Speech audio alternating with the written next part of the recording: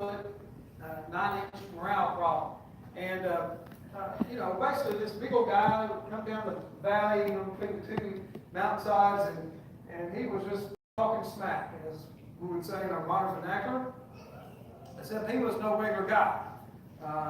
He was 9 feet, 9 inches tall. Now, some of your translations, actually, I think all translations say that. If you look at some commentaries, some other things, for example, if you Google it or if you look at it on Wikipedia, they'll say 6'9" because in some of the,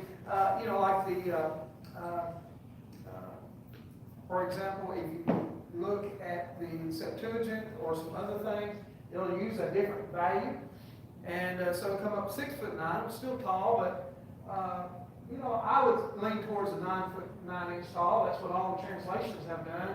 And it always amazes me how that sometimes some commentaries and even some people will think they know so much better than all these translations that have been done by scholars upon scholars and teams upon teams, with no variance. So they all have had 9 foot 9 inch since there's been translations, and so I would lean toward that.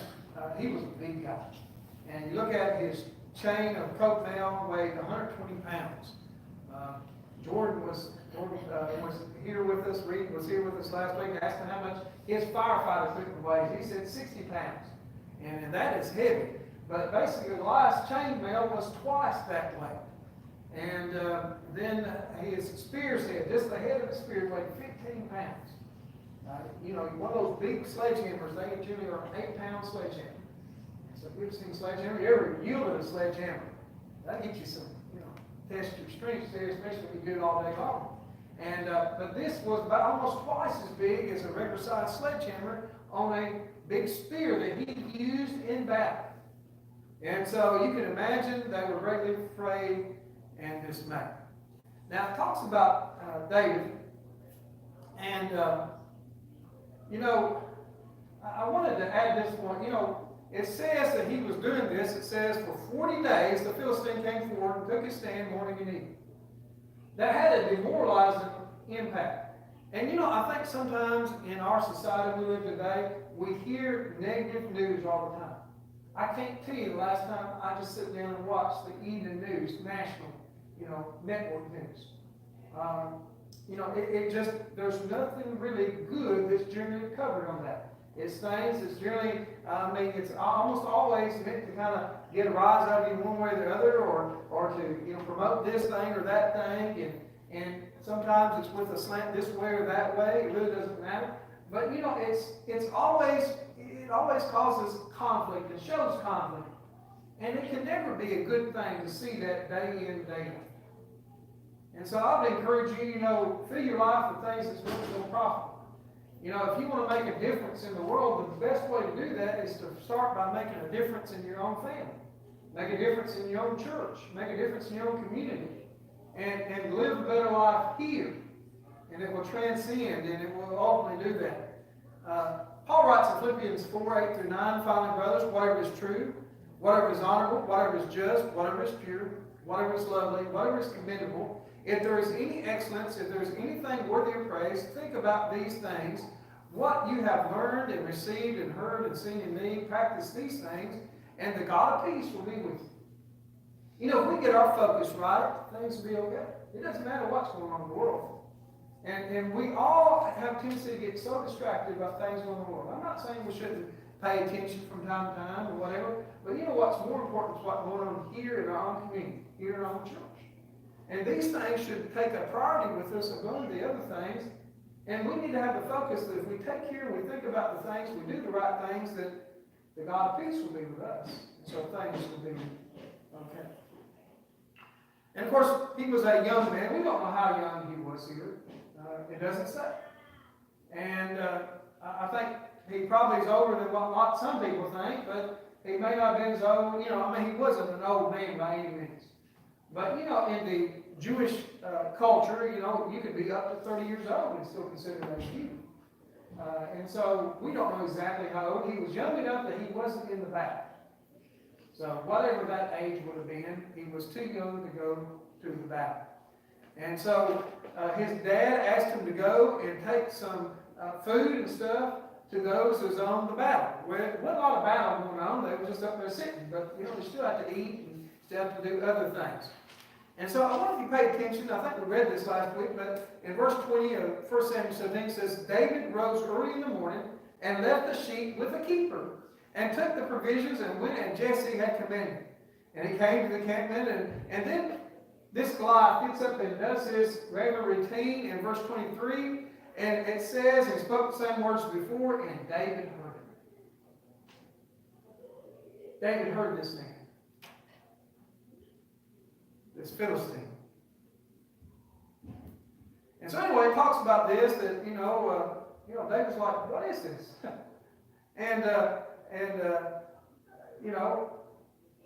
Certainly the king would do some great riches to him and kill him. They're like, sure, yeah, go ahead. No volunteers there. But apparently David was willing to do it. We talked about how children, Jesus always wanted children around him. And I think children have such a purity and innocence and naivety. Why can't you do certain things? Well, we need to take the gospel to the streets. Well, let's go do it. Kids would probably say, well, hold on a second. We got to organize. We got to have a plan. We got to do, and why don't we just go and go? Well, it don't work that way. Well, we tried that one time. It didn't work. Yeah, but that's what happens. Kids have more enthusiasm and just zeal for things like that, and they haven't been beaten down by life where they trust in things that you've instilled in them. If you brought them up to believe in God, they believe in God. And we need to encourage those things. Anyway, this was the faith of young David. Now, David had to fight to flight. Now, Eliab, his eldest brother, heard when he spoke to the men, and Eliab's anger was kindled against David. Why do you think he was mad against David? Older brother. Well, let's keep reading. Why have you come down? And with whom have you left those few sheep in the wilderness?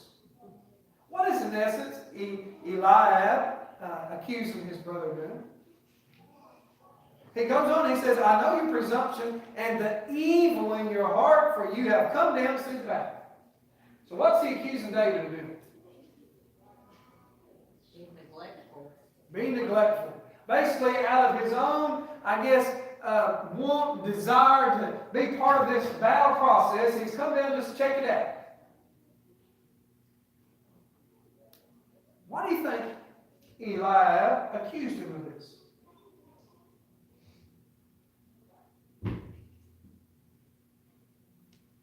Now, what does David want to do, by the way?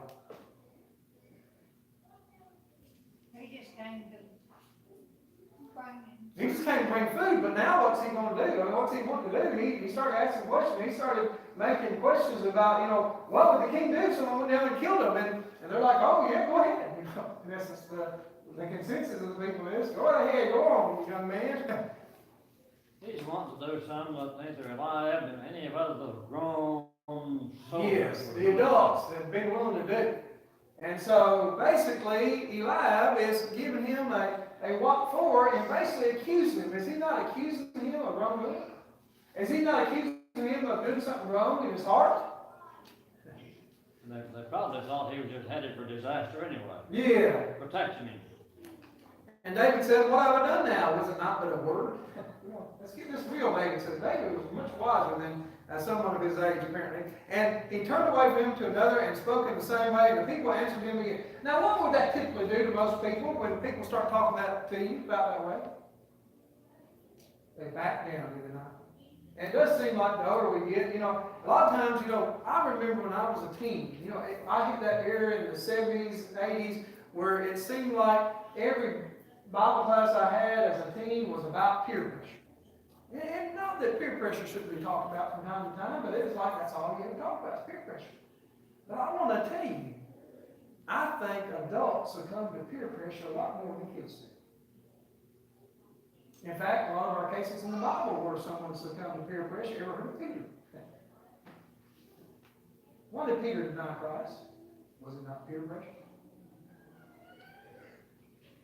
And so here, these peers of David are trying to get him to basically say, oh, okay, I'm sorry. I should have never brought it. But he's being falsely accused. Could his brother have actually known what his heart was? And that probably hurts more because someone that say brother, people will say, oh, he knows him, so he must be right. He's saying that that's why he's here. Was it true? Well, no, we just heard it. We just read it. And in verse 20, David rose early in the morning and left the sheep with the keeper. He wasn't neglectful.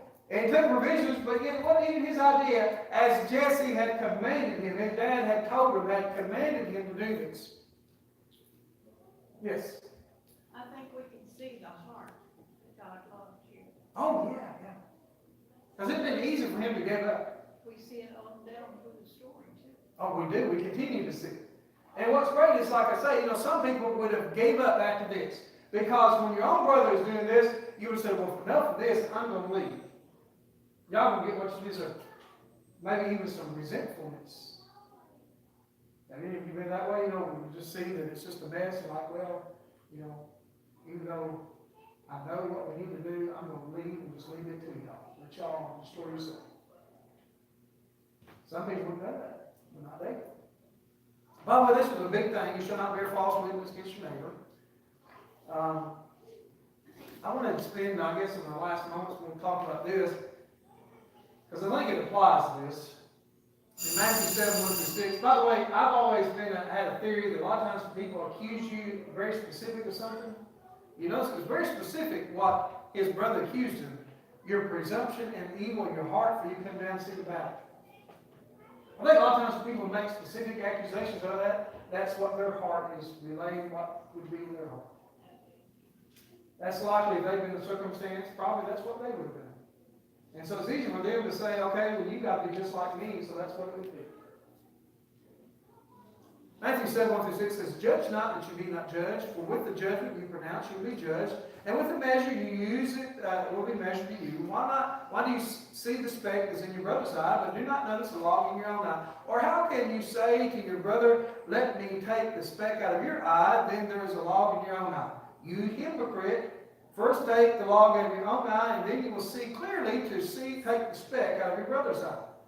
Do not give dogs what is holy, and do not throw your pearls before pigs, lest they trample them underfoot and turn to attack you. I like this passage. Generally, that verse 6 is left out when you talk about this, but it's in the same, just about everything I've seen and the way they love it in paragraphs, everything includes this as part of the paragraph. But people don't like that verse 6 because it gets a little hard to think about, so they just leave it off. But the other thing is, this is misapplied. How do people generally apply this passage? Judge not that you be not judged. How do people apply? Who are you to judge me? You can't judge. The Bible says not to judge. Is that not how they say it? But is that what it's really saying? It's talking about being a hypocrite, is it not, first and foremost? And it's saying, don't go about talking about some little flaw someone else has when you've got some problems yourself. Elijah had a whole lot more problems than David could ever have had. But then I like this last verse because I want to tell you, a lot of people, they stumble with this, but it says, do not give dogs what is holy. Do not throw your pearls out before pigs, lest they trample them underfoot and turn to attack you. By the way, there's certain way idioms were used back in the day, and the way we would probably say it, we'd say, do not give dogs what is holy, lest they turn and attack you. Do not throw your pearls before pigs, lest they trample them underfoot.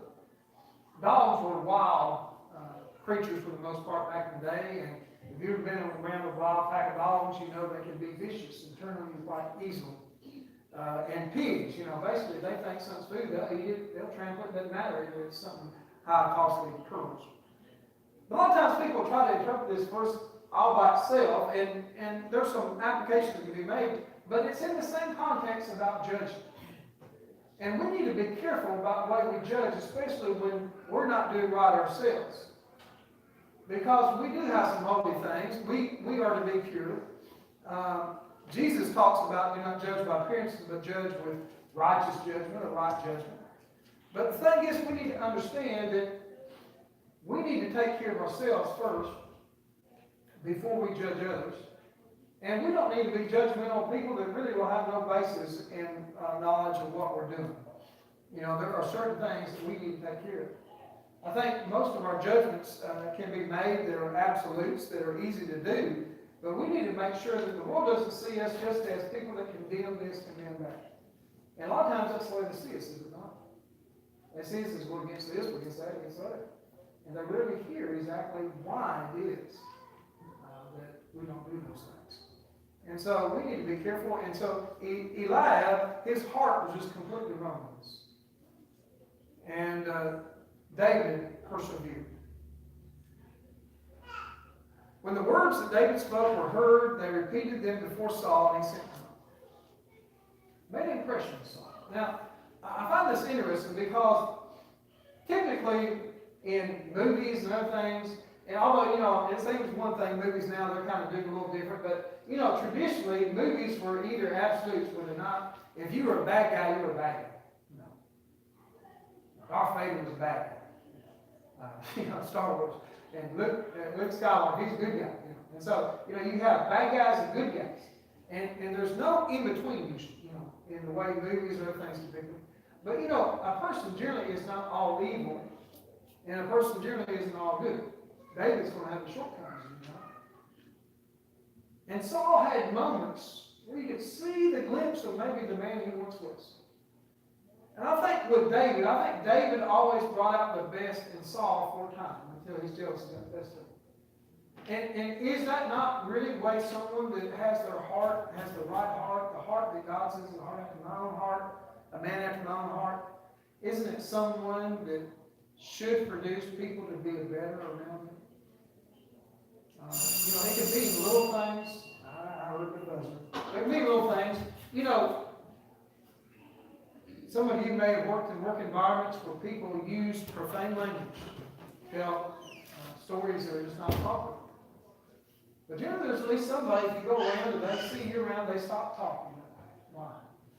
Because they know you don't condone. And there's other things about that that you make them better. They have to behave themselves around you. And they know that. A lot of times little children are some of the best because people like to, you know, they try to behave around little kids. But isn't that how we should be as people of God? We should be the type of people that makes other people do better by doing our things. And so what little good Saul still had left, he was generally better when he was around David. And so he makes some of the best decisions with David, a young man at this time. We'll finish it next week. We'll get to the battle finally next week and maybe speed up just a little bit. Appreciate everyone being here tonight.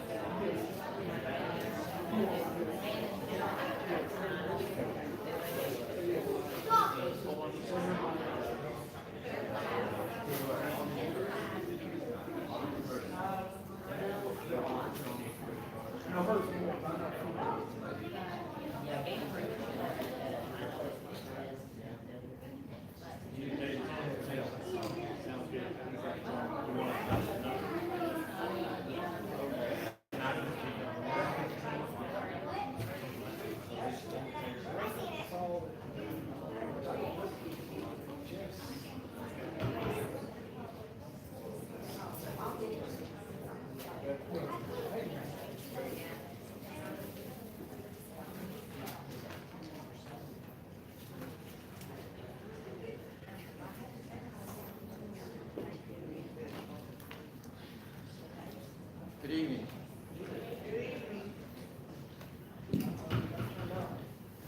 Marvin. There we go. It was on. Oh, okay. Make sure it's on there. Okay. Testing, 1, 2, 3. That's all right. We're not gonna let that hold us back. This is gonna be all mixed up tonight, so that, won't be sort of a regular. Channel one there. Channel one. Testing, 1, 2, 3. All right, we're just gonna mix things up a little bit. If you want to go ahead and turn and mark number 915, Trust and Obey. That'll be the invitation song after the devotion. 915, Trust and Obey. And then, we're going to turn for our first song to number 539. Higher Ground. I need someone to work the opening prayer. Someone to work the opening prayer. Now look. If I look out across this number, most of the people that are sitting here are women. You know, they've been able to come and to be here. Now we've got a few men, and we need some of our men, if you will, to step up. Let's say a prayer. Who will lead a prayer for us? First prayer. Nobody. I'll do it. Thank you, Jared. All right, now we need a closing prayer. Thank you. So we're going to sing number 539, Higher Ground. Then we're going to have, Jared's going to lead us in our opening prayer. Dale's going to lead us in our song after the prayer for the devotional. I have a devotional. And then Kenneth will lead us in our invitation song, number 950. As far as announcements, of course, Jim mentioned, I heard him in his class mention that the funeral for Lauren Cassidy was held today. The Oak Manor Nursing Home Singing Devotional has been canceled for this month. And those on our prayer list, we continue to read those listed on the bulletin in the nursing home. Lily Mae is still in rehab at Oak Manor. Jessica Rice's grandfather, Charles Rhodes, was at funeral yesterday? Yes. Funeral yesterday. William Jones and Margie. His tests are set for after Christmas. The test. Test for William after Christmas. Okay. And Margie got to go home from the hospital yesterday. Okay, good, good. Rick, Yes. Louise Jenkins was taken to the hospital out here, this morning sometime early, I think, and, she was having some chest pains, so remember her in your prayers. Louise Jenkins. Yes. And then Teresa Fuller. Surgery, January.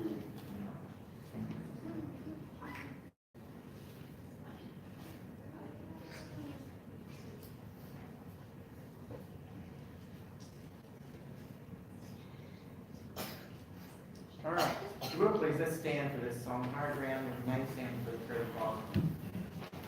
Number 539, first and last verses. I'm pressing on the upward way, new heights I'm gaining every day, still praying as I'm onward bound.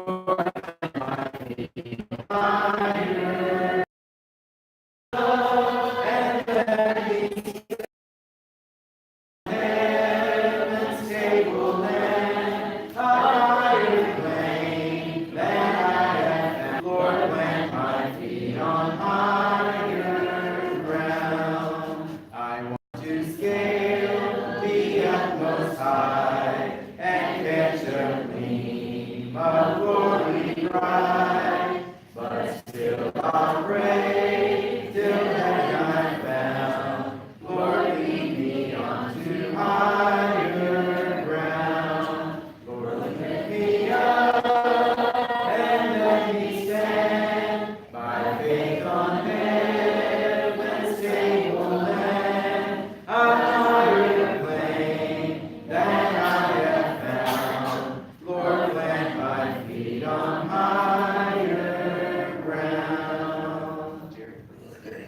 Pray. Our Father who art in heaven, we're so thankful, Father, for this wonderful day that you blessed us with, Father, for us to be able to come here again and to worship your holy name and to hear a lesson from your word, Father, and to sing songs and praises unto you. Father, I do ask that you be with those who need you, including those in the household of faith. Comfort those, Father, that are sick and in pain. Be thy will. Father, I ask that you be with those that have lost loved ones. Ask that you comfort them in their time of need, Father. Be thy will. Go on with those, Father, who are trying to spread your word across the earth, Father. I ask that it be your will that they would be able to do it pleasing unto your sight. Go on with us, Father, for the rest of this service. Please absolve our many sins, Father. And I pray that your will be done here on earth as it is in heaven. I pray this all in Jesus' name. Amen. Please be seated. Page 288.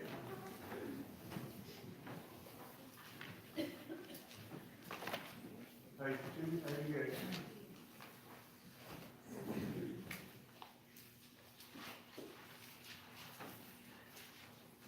Praise Lord Jesus, ruler of all nations.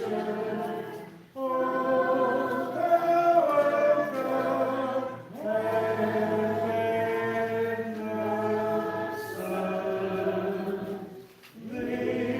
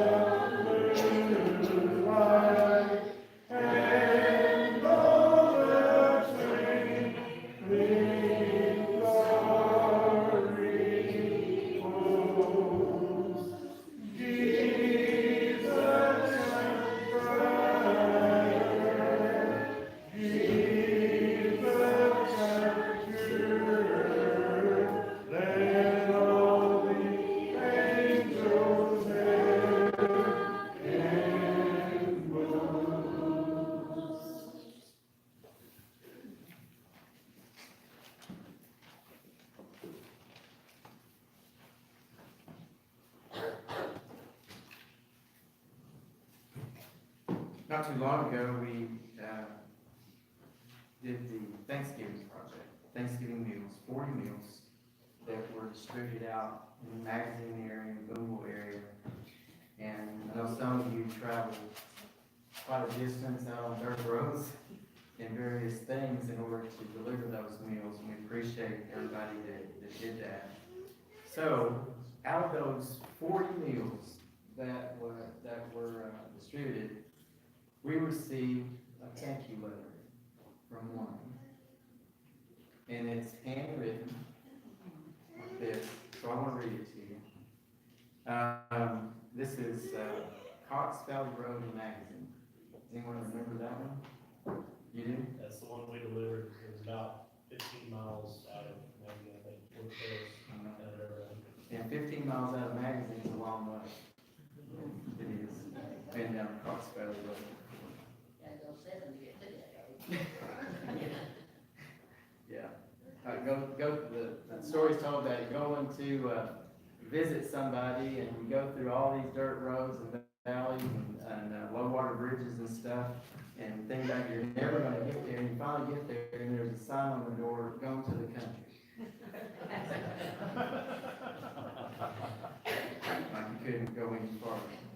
Anyway, this is what is written. We thank you all very much for the Thanksgiving dinner box of food. People that brought it out to us was very nice. My daughter liked that pie. She is 5 years old and she thanks you all too, James family. So very nice to be able to do that. You know, we do those things. We really don't do that to try to get any thank yous. We just try to do it in order to help people. And I think most people, you know, they are thankful for it. But it's very special when we get a letter like that. And knowing that many people really enjoy that and they need it. So, Pam and I were sitting at the table tonight. We were having our dinner. She had looked at this the other night and read over it and thought it was interesting, and so we both looked at it and sort of thought, so I hadn't really come up with an idea for a devotional. So we got to looking at it and we thought, well, you know, there's some application that we could make here. And I don't know if some of you may have seen it, it's out of an insert that was in the Boonville Democrat. It's actually a holiday songbook, but on the back is what we're wanting to look at. The question is asked, have you ever dreamed of teaching? Now I know that there are teachers here among us. You know, Jean, who else? Pam, she works, Tammy, Sarah Lee, Kenneth. That's right. He's backslid on the ranks of teachers. So, are you forward slid?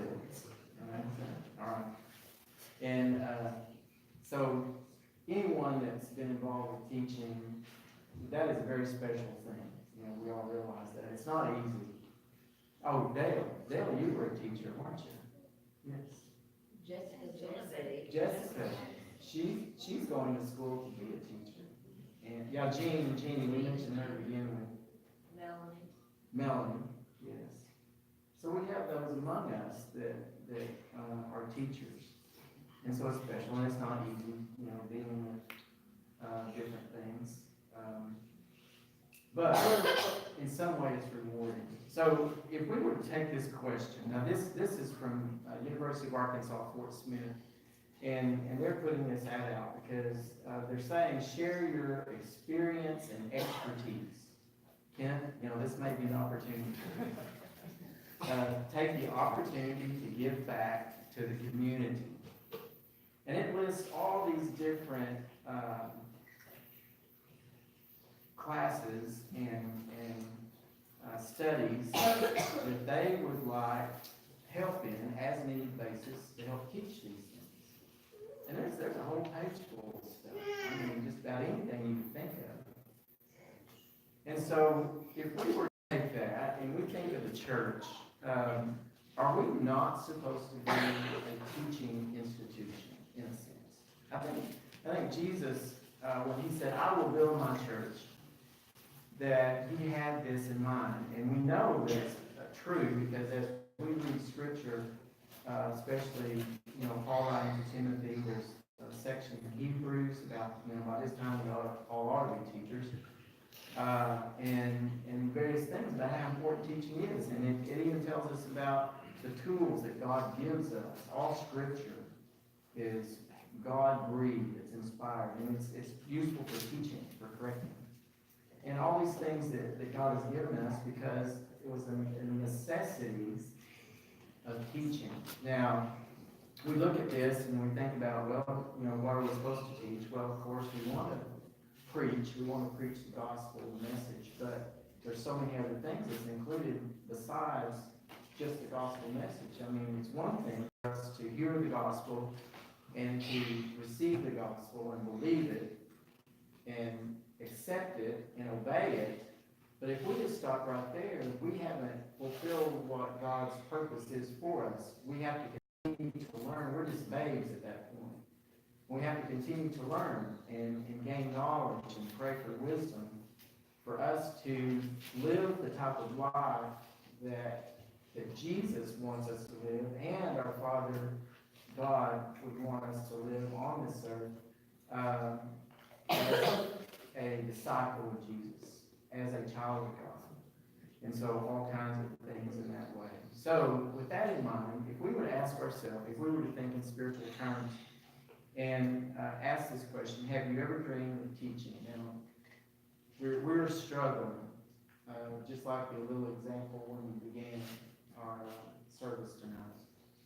We are struggling greatly in the church as far as those who will step out and take some initiative and lead and teach.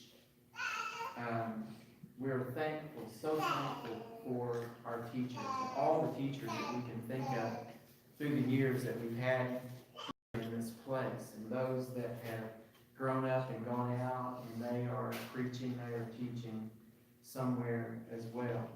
But we can't survive on our laurels of things that have happened in the past. We've got to continue to look forward as well.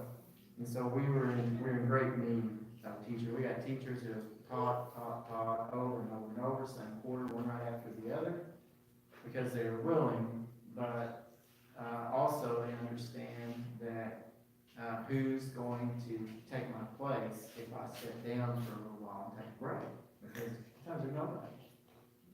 And so they continue on. And so we need to be very, very thankful for those teachers who are willing to teach, but we must also know that we have got to come up with other teachers. We got to find some way to motivate one another. We got to find some way to inspire one another to take on this rewarding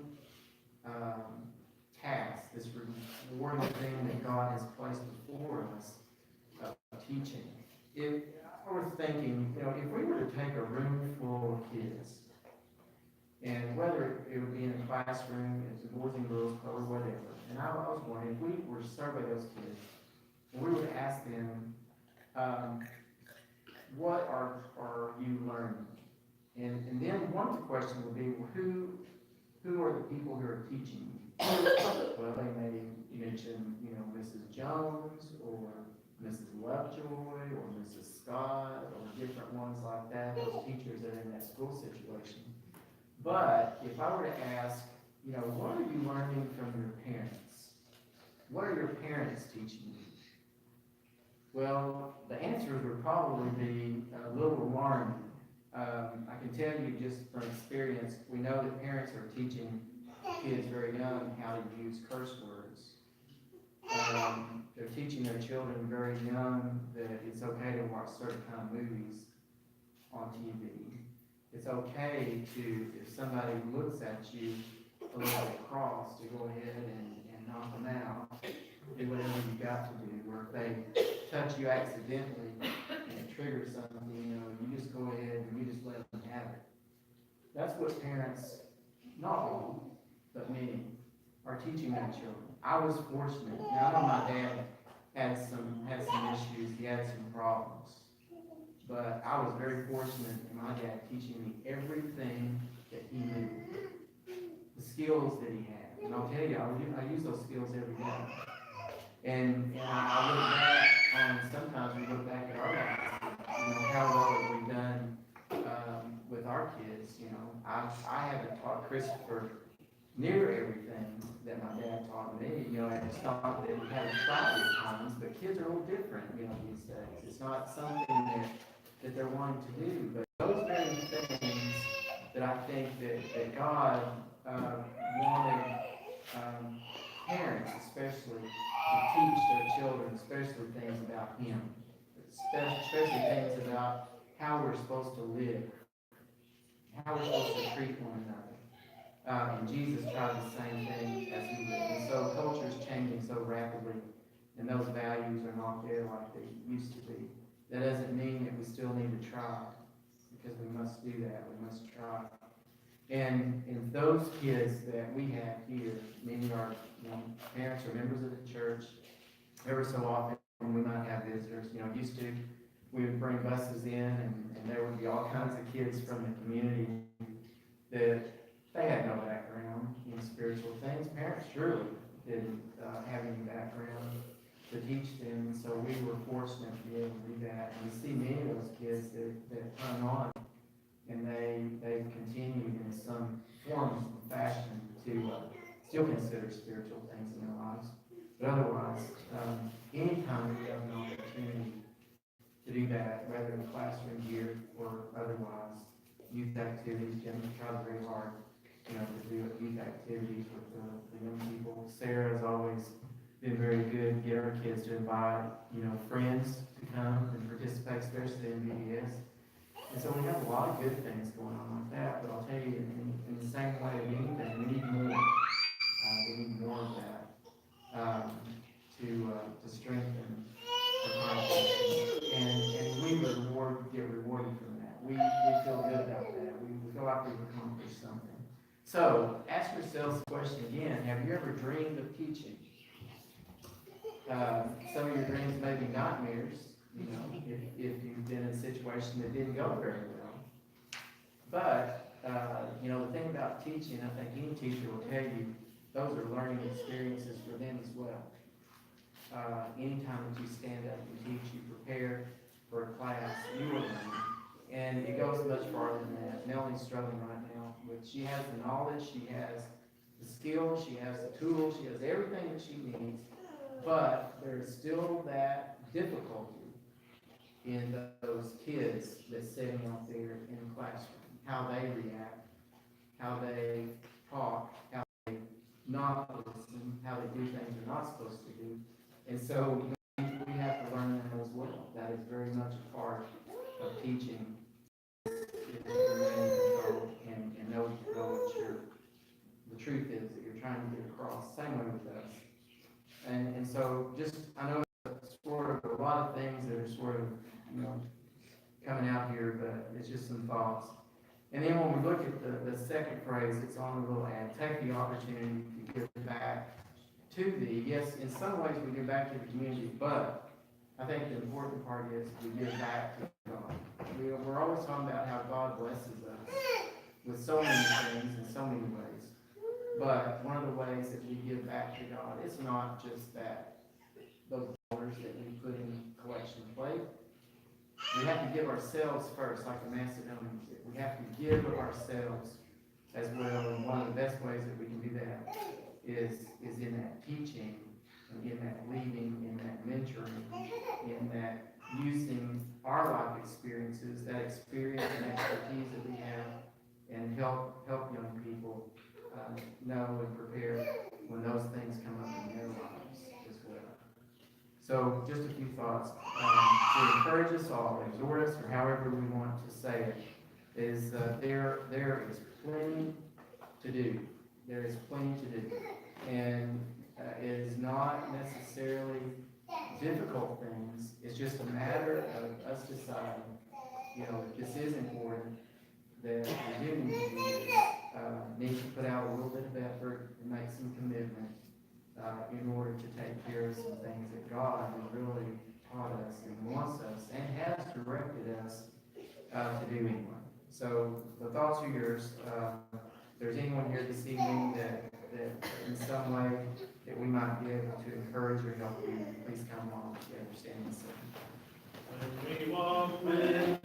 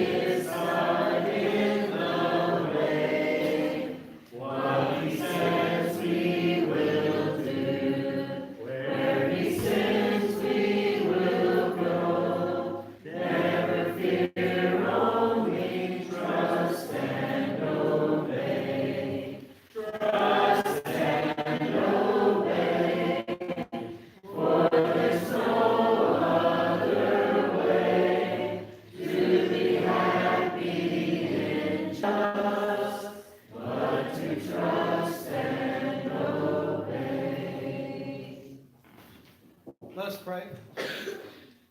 Our Heavenly Father, we thank you so much for this evening. We appreciate all that have gathered here. We ask that we all reflect on things that maybe we can do more, things that maybe we've not done in the past that are desperately needed. Lord, may we have a mindset to do what is needed always in the church. Lord, may we understand what an impact that it may have to teach someone, whether it be direct in a class or basically in some type of mentorship. Lord, we have that impact for many years to come.